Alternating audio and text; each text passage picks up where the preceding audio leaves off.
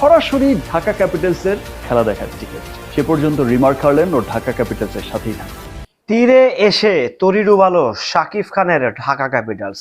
তীরে এসে তরি ডুবালো ঢাকা ক্যাপিটালস।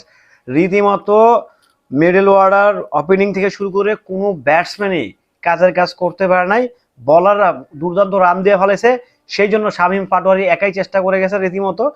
সিলেটের বিচি লক করার মতো একটা অবস্থা ছিল। যদি শামীম আর 5টা বল পাইতো তাহলে ঢাকা ক্যাপিটালস সত্যিই ম্যাচটা জিতে যেতে পারতো। যাই হোক, তীরে এসে কিন্তু তরি ডুবে গেছে ঢাকা ক্যাপিটালস। অর্থাৎ বছরের প্রথম হার দিয়ে শুরু করলো ঢাকা। হ্যালো এভরিওয়ান, আসসালামু আলাইকুম। শিমুল আছি আপনাদের সঙ্গে। ঢাকা ক্যাপিটালস, এটা নিয়ে আমাদের খুব এক্সাইটমেন্ট বেশি, একটু উত্তেজনা বেশি, একটু টান টান উত্তেজনার ব্যাপার স্যাপার।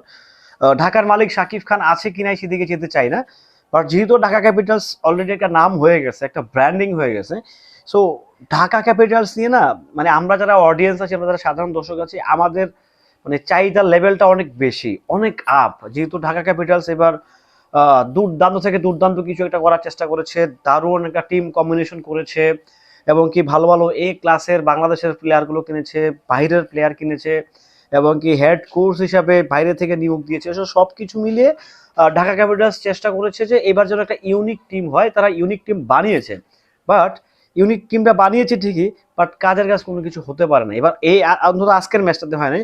আমি যদি সাব্বির রহমানের কথা বলি, সাব্বির রহমানের প্রতি না আমার সত্যি কথা একটা সফট কর্নার কাজ করে, কেন জানি আমি জানি না। তো সাব্বির রহমান যদি হয়তোবা উনি বল বেশি খেয়ে ফেলছে, বাট সাব্বির রহমান যদি ট্রাই করতো আই থিঙ্ক, তাহলে হয়তো বা ম্যাচটা ঘোরানো পসিবল ছিল। কিংবা আরো যারা প্লেয়ার ছিল তারা যদি একটু ট্রাই করতো যে ঠিক আছে বল না খেয়ে আমরা অ্যাটলিস্ট সিঙ্গেল নেই, 2 রান নেই, 4 নেই, যদি এরকম ভাবে যদি ইন্টেনশনালি যদি তারা এই কাজগুলো করতে পারতো তাহলে ঢাকা একদম ইজিলি ম্যাচটা জিতে যেত। যাই হোক, লাস্টে এসে কিন্তু রীতিমতো একটা মানে বিচি কান্দেওয়ালা একটা সিন আমরা দেখলাম। শামীম পাটোয়ারি যা দেখাইছে ভাই, সত্যি কথা বলতে মাথা পুরো বিগড়ে দিছে। যে লাস্ট একজন ব্যাটার জাস্ট মাথা পুরো বিগড়ে দিছে ভাই, সত্যি কথা। আমার যেটা মনে হয় শামীম পাটোয়ারি যদি আর 4 থেকে 5টা বল পাইতো তাহলে কিন্তু সিলেটের একদম সত্যি লালবাতি ধরা দিত একেবারে। মানে এটা আসলে বলার অবকাশ রাখে না। সিলেট রীতিমতো কটটা খাইতো আজকে। যাই হোক, সব দিন ভালো যাবে না, সব দিন সূচনা দিয়ে খুব ভালোভাবে শুরু হবে না, এটাই সিম্পল, এটাই বাস্তবতা। তবে আমার যেটা মনে হয় ঢাকা ক্যাপিটালসকে আরো বেশি কনসার্ন হতে হবে, কারণ ঢাকা ক্যাপিটালস অলওয়েজ চেষ্টা করে ভালো কিছু দেওয়ার জন্য। এবার কিন্তু টিমটা সত্যি কথা বলতে ভাই ভালোভাবেই সাজাইছে। মানে আমরা যদি গত আসরের 2025-এর কথা যদি আমি চিন্তা করি, তাহলে 2025 থেকে 2026-এর টিমটা সো মাচ বেটার ছিল। আমি জানি আপনারা আমার সাথে অনেকে এগ্রি হবেন, অনেকে হবেন না, তো সো মাচ বেটার কিন্তু এই টিমটা। তো তারপরেও মানে একদম মানে মিডল অর্ডার একবার ধসে পড়লো, এটাই আসলে সবচেয়ে দুঃখজনক ব্যাপার।